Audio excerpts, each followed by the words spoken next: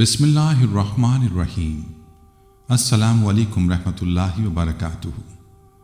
یقیناً تمام تعریفیں اللہ کے لیے ہیں، ہم اسی کی تعریف بیان کرتے ہیں، اسی سے مدد کے طلبگار ہیں۔ میں گواہی دیتا ہوں کہ اللہ کے سوا کوئی بھی معبود برحق نہیں۔ اسلامک ٹیچر کے پیارے دوستو، ویڈیو کا آغاز کرنے سے پہلے آپ سے یہ ریکویسٹ ہے کہ بہت سارے لوگ دعا کی درخواست کرتے ہیں۔ بہت سارے بہن بھائی اس وقت بہت پریشان اور مجبور ہو چکے ہیں۔ ان کی پریشانی اور مجبوری کو دیکھتے ہوئے ہم نے اس ویڈیو کے آخر میں دعا کا سلسلہ شروع کیا ہے۔ جو بھائی مجبور اور پریشان ہیں وہ اس دعا میں ضرور شرکت کریں، انشاءاللہ پوری امید اور یقین کے ساتھ۔ میں یہ دعویٰ کرتا ہوں کہ آپ اس دعا میں شامل ہوں گے تو آپ کی اسی وقت ہر پریشانی اور مصیبت ختم ہو جائے گی اور آپ کی زندگی کا مقدر ہی بدل جائے گا انشاءاللہ۔ پیارے دوستو، سوشل میڈیا پر یہ چیز مشہور ہے کہ نبی پاک صلی اللہ علیہ وآلہ وسلم چاول کھانا پسند نہیں کرتے تھے، اور آپ صلی اللہ علیہ وآلہ وسلم نے چاول کھانے سے منع فرمایا۔ آج ہم آپ کو اس حوالے سے بتائیں گے کہ اس کی حقیقت کیا ہے کہ آپ صلی اللہ علیہ وآلہ وسلم کو واقعی میں چاول پسند نہیں تھے۔ اس کے علاوہ کچھ چاولوں کے فوائد و نقصانات کے متعلق بھی آپ کو بتائیں گے۔ ویڈیو بہت ہی معلوماتی ہونے والی ہے، آپ نے ویڈیو کو اسکپ نہیں کرنا، آخر تک ہمارے ساتھ رہنا ہے۔ ویڈیو میں آگے بڑھنے سے پہلے اگر آپ ہمارے چینل پر نئے ہیں تو سب سے پہلے ہمارے چینل کو سبسکرائب کر لیں۔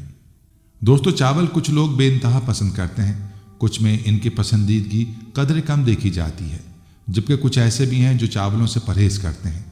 پسند کرنے والوں کی اکثریت صرف لذت یا ذائقے تک ہی محدود رہنا نہیں چاہتی، لیکن ناپسند کرنے والے اپنی جانب سے نت نئی دلیلیں نکالتے ہیں، جن میں ایک یہ بھی ہے کہ چاول کھا کر پیٹ نہیں بھرتا، یا پھر یہ کہ چاولوں کا روٹی سے کوئی مقابلہ ہی نہیں ہے، وغیرہ وغیرہ۔ ان میں سے کچھ باتوں کو تو دین اسلام اور پیارے آقا صلی اللہ علیہ وآلہ وسلم سے بھی منسوب کیا جاتا ہے۔ یہ ایک حقیقت ہے کہ دنیا کے نصف سے کچھ زیادہ آبادی کی مستقل غذا چاول ہے، اور جن ملکوں کی مستقل اور اہم غذا گندم ہے، ان ملکوں کے باشندوں کے گھروں میں بھی چاول ہر روز تو نہیں، کم از کم ہفتے عشرے میں دسترخوان کی زینت ضرور بنتے ہیں۔ اس کے استعمال میں اضافے کی وجہ یہ بھی بیان کی جاتی ہے، ایک تو چاول رکھنے سے خراب نہیں ہوتا، دوسرا اس کا پکانا زیادہ آسان ہے۔ دنیا کی قدیم ترین تہذیبوں میں 4 تہذیبیں، مصری تہذیب، بابلی عراقی تہذیب، ہندوستانی تہذیب اور چینی تہذیب شامل ہیں، لیکن ان چاروں میں سے صرف چینی اور ہندوستانی تہذیبوں میں ہی زمانے قدیم سے چاولوں کا استعمال ثابت ہوا ہے۔ کہا جاتا ہے کہ چین میں چاول تقریباً 8000 سال قبل بھی پایا اور پکایا جاتا تھا۔ ماہر آثار قدیمہ ہندوستان میں بھی چاول کی قدامت کا عرصہ لگ بھگ چین جتنا پرانا ہی بتاتے ہیں۔ چین میں اس غلے اور اس کی کاشت کو جو اہمیت حاصل تھی، اس کا اندازہ اس سے کیا جا سکتا ہے کہ بادشاہ وقت کاشت کے وقت کھیت پر جا پہنچتا تھا اور دھان کے چند بورے اور اپنے ہاتھ سے بطور نیک شگون کے لگاتا، تب اس کے بعد دوسرے لوگ کام شروع کرتے تھے۔ اسی لیے سمجھا جاتا ہے کہ چاول بالکل ایک مشرقی غلہ ہے اور مشرق ہی سے یہ مغرب پہنچا ہے۔ اگر عرب کی بات کی جائے تو یہاں کے مقامی لوگوں کی خوراک میں گندم، گیہوں، جو، کھجور اور دوسری طرح کی فصلوں پر گزارا ہوتا تھا، ماں سوائے مالدار افراد کے، اور وہ بھی اسے عراق یا ہندوستان سے لاتے تھے۔ آج پورے خلیجی دسترخوان میں روزانہ کی بنیاد پر اس کا ہونا لازمی عنصر ہے۔ سعودی عرب کے معروف محقق پروفیسر جواد علی کی کتاب قبل از اسلام عرب کی تاریخ میں اس کا تذکرہ یوں ملتا ہے کہ ایسا معلوم ہوتا ہے کہ چاول حجاز یا جزیرہ نما عرب کے دوسرے مقامات پر جانے والے اناج میں سے نہیں تھا۔ یہ شہری کھانا ہے۔ لوگ غربت و تنگ دستی کے سالوں میں اس کے بجائے دوسرے اناج جیسے گیہوں، گندم، جو، مکئی کے استعمال کے عادی ہو چکے ہیں۔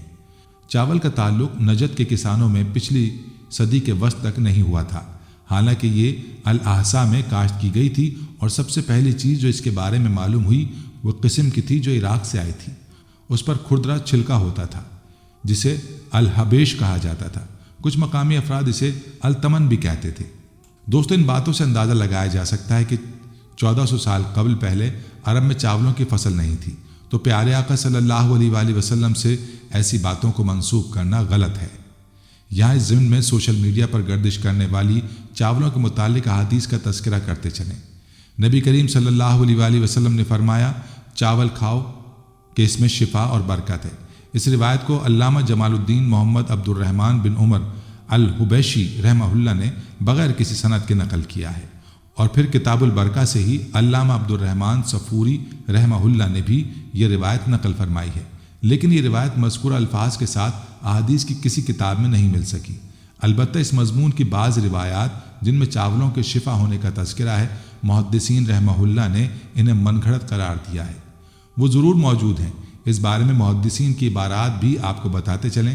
علامہ ابن قیم رحمہ اللہ فرماتے ہیں کہ چاول کے بارے میں 2 من گھڑت احادیث ہیں۔ پہلی، اگر یہ چاول مرد ہوتا تو بردبار ہوتا۔ دوسری، ہر وہ شے جسے زمین نکالتی ہے اس میں بیماری اور شفا دونوں ہوتی ہے، سوائے چاول کے کہ وہ صرف شفا ہے، اس میں کوئی بیماری نہیں۔ ہم نے ان دونوں روایات کو فقہ تنبیہ اور رسول اللہ صلی اللہ علیہ وآلہ وسلم سے منسوب کر کے بیان کرنے سے بچانے کی خاطر ذکر کیا ہے۔ علامہ ابن حجر حتیمی رحمہ اللہ فرماتے ہیں کہ تمام روایات جن میں مذکورہ روایت بھی شامل ہے جھوٹی اور من گڑت ہے، جائز نہیں ہے ان میں سے کسی کو بیان کرنا سوائے اس کے کہ اس کے جھوٹ اور رسول اللہ صلی اللہ علیہ وآلہ وسلم پر بہتان ہونے کو بیان کرنا مقصود ہو، جیسا کہ اطلاع دی حافظ سیوطی رحمہ اللہ نے۔ اللہ ان کو ان کی محنت کا اجر دے۔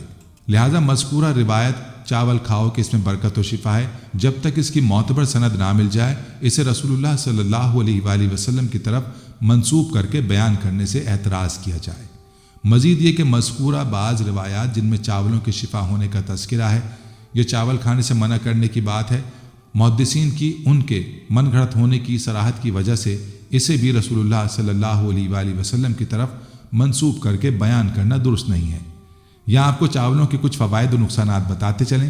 چاول ایک ایسی غذا ہے جو ہر گھر میں بہت ہی شوق سے کھائی جاتی ہے۔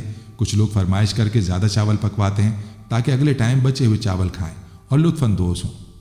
چاولوں میں فائبر، میگنیشیم اور یہاں تک کہ وائٹامن بی بھی شامل ہوتا ہے۔ اکثر گھرانوں میں دعوت کا دسترخوان چاولوں کے بغیر نہیں ہوتا۔ چاول ایک بہترین کاربوہائیڈریٹس کی حامل غذا ہے، جس کا مطلب ہے کہ یہ توانائی کا فوری اور آسانی سے قابل رسائی ذریعہ فراہم کرتا ہے۔ یہ خاص طور پر ایتھلیٹس یا شدید جسمانی سرگرمیوں میں مشغول افراد کے لیے زیادہ فائدہ مند ہوتا ہے۔ یہ آسانی سے ہضم ہوتے ہیں، جو اسے حساس نظام ہاضمہ والے مریضوں یا بیماری سے صحت یاب ہو رہے افراد کے لیے موزوں بناتے ہیں۔ اسہال یا پیٹ کی خرابی جیسے ہاضمے کے مسائل کے دوران یہ ہلکی پھلکی غذا کے طور پر استعمال کیا جا سکتا ہے۔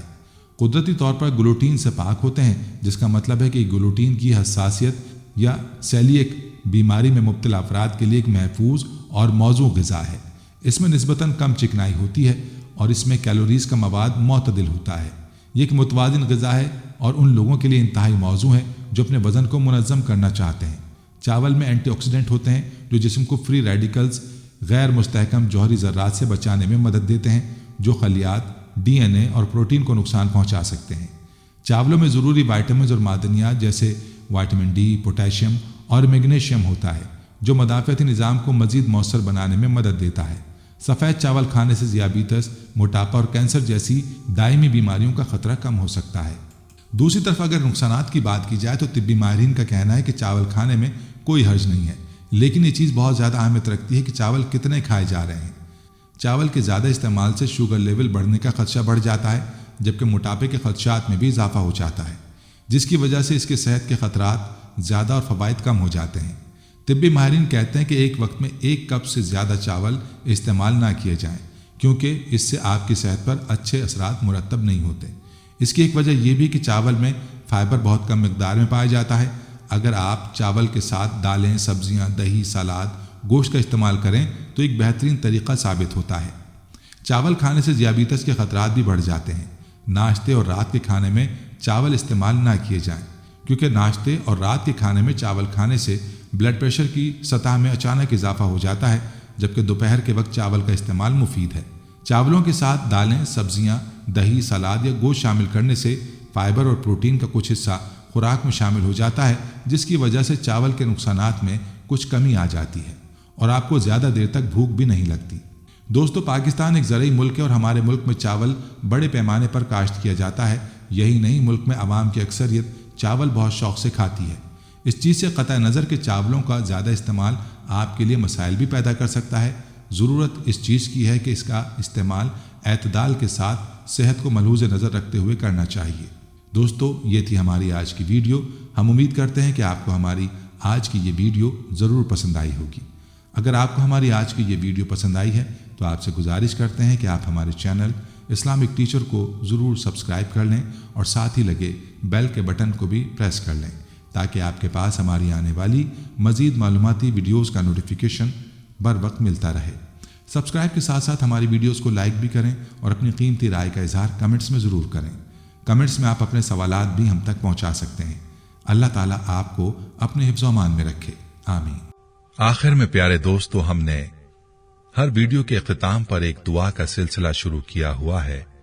جو بھی اس دعا میں شامل ہوگا، میرا یہ دعویٰ ہے کہ اللہ کریم اس کی تقدیر کو بدل دے گا۔ پہلے میرے تمام ساتھی، مائیں، بہنیں سب مل کر میرے ساتھ درود شریف پڑھ لیں اور کثرت کے ساتھ کمنٹس میں آمین لکھیں۔ اللہ اس آمین کو لکھنے کی برکت سے آپ کی اور میری تقدیر بدل دے گا۔ درود ابراہیمی پڑھ لیں۔ اللہم صلی علی محمد وعلی آل محمد کما صلیت علی ابراہیم وعلی آل ابراہیم انک حمید مجید۔ اللہم بارک علی محمد وعلی آل محمد کما بارکت علی ابراہیم وعلی آل ابراہیم انک حمید مجید۔ اے اللہ، ہم تیرے گناہگار بندے، ہم تیرے خطا کار بندے، ہم تیرے عاجز بندے تیری پاکی بیان کرتے ہیں اور تیرے آگے دعا کے لیے ہاتھ پھیلاتے ہیں۔ ہماری خطاؤں کو معاف فرما، ہمارے گناہوں کو معاف فرما۔ اے اللہ، ہم اپنے اگلے پچھلے صغیرہ کبیرہ، چھوٹے بڑے سبھی گناہوں، خطاؤں اور نافرمانیوں کی تجھ سے معافی مانگتے ہیں۔ اے اللہ، اے رب العزت، ہم اپنے گناہوں سے توبہ کرتے ہیں، ہماری توبہ قبول کر لے۔ اے پاک پروردگار، ہم سب کو سچا اور پکا مسلمان بنا دے، ہم سب کو اسلام پر استقامت نصیب فرما دے، ہمیں کامل اور پختہ ایمان والا بنا۔ اے پاک پروردگار، تمام مسلمانوں کو خواب غفلت سے بیدار کر دے۔ اے اللہ، ہمارے دین اسلام کی حفاظت فرما، مسلمانوں کو دین و دنیا میں عزت عطا فرما۔ اے عرش مولا کے مالک، اے حکمت والے، اے کائنات کے رب، ہمارے دلوں کو گمراہ ہونے سے بچا، جس طرح سے پہلی قومیں گمراہ ہوئی ہیں اور جس طرح سے پہلی قوموں نے اپنے انبیاء کی نافرمانی کی ہے۔ اے اللہ، تو ہمیں ایسی نافرمانی سے بچا۔ اے اللہ، تو ہمیں ان عذابوں سے بچا جو تو نے پچھلی قوموں پر نازل کیے ہیں۔ اے اللہ، تو ہمیں ان تمام گناہوں سے بچا جن گناہوں میں پچھلی قومیں مبتلا ہوئی ہیں۔ اے مولا کریم، تو ہماری حفاظت فرما ہر اس فعل سے جو تیری ناراضگی اور تیرے غضب کا سبب بنا۔ اے اللہ، ہماری زندگی کو اپنی چاہت کے مطابق ڈھال دے، ہمیں صرف اور صرف نیکی کی توفیق عطا فرما۔ ہم نیکی کی باتوں کو سننے والے بن جائیں اور ان پر عمل کرنے والے بن جائیں، اور نیکی کی باتوں کو پھیلانے کی ہمیں توفیق عطا فرما۔ اے اللہ، یہ دور فتنے کا دور ہے، امت کے اندر ہر طرح کے گناہ پائے جاتے ہیں، تو ہمارے حال پر رحم فرما اور ہمیں گناہوں سے بچنے کی توفیق عطا فرما۔